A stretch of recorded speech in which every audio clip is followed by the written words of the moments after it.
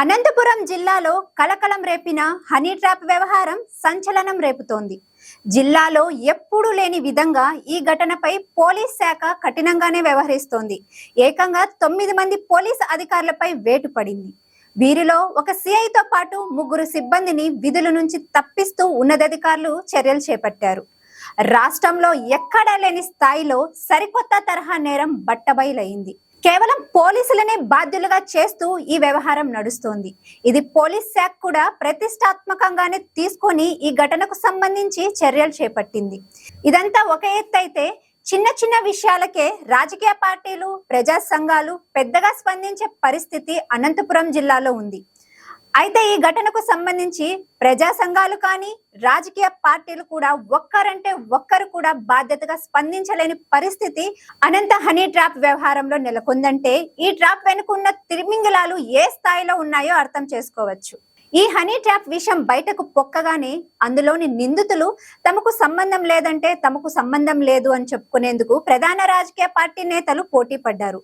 అంతే తప్ప ఈ సంఘటనలో బాధితుల పక్షాన నిలిచి వారికి న్యాయం చేసి బాధ్యులపై చర్యలు తీసుకోవాలని గట్టిగా డిమాండ్ చేస్తున్న రాజకీయ పార్టీ నేతలు కనిపించకపోవడం విడ్డూరంగానే ఉందని చెప్పుకోవచ్చు.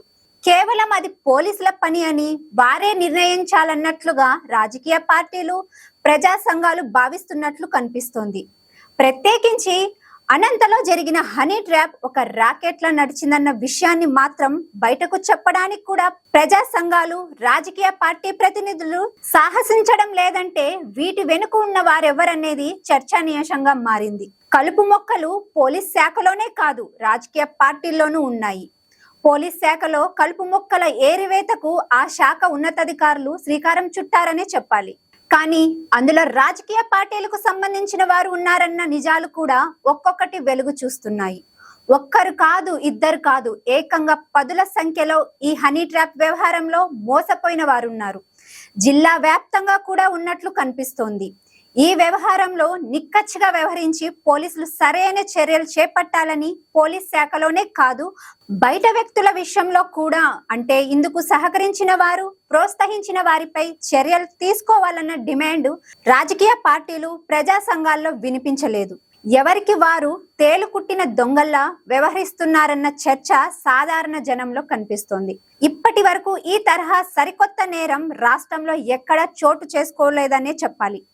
సరికొత్త నేరాలకు అనంత జిల్లా వేదికగా మారిన నేపథ్యంలో ఆ పాపం అంటకూడదని ఎవరికి వారు ప్రత్యర్థి పార్టీల నేతలపై నిందలేసుకోవడమే తప్ప చర్యల కోసం డిమాండ్ చేయడానికి ఒక్క నోరు కూడా లేవకపోవడం కాస్త విడ్డూరంగానే ఉంది.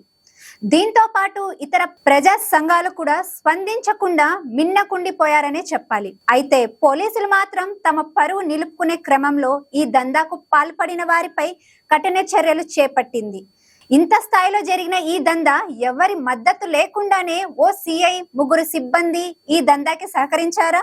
ఎందుకు ఇతర పోలీసు అధికారులు ఇంతకాలం ఈ దందాపై సీరియస్ గా యాక్షన్ తీసుకోలేదు? ఓ ఉన్నతాధికారి ఈ విషయంలో సీరియస్ గా తీసుకోవడంతోనే మొత్తం వ్యవహారం బయటపడింది.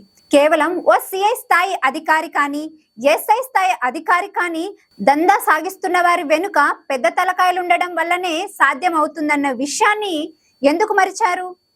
ఈ హనీ ట్రాప్ దందా కేవలం రంగమ్మ అనే మహిళ ఒక్కరితోనే సాధ్యమైందా?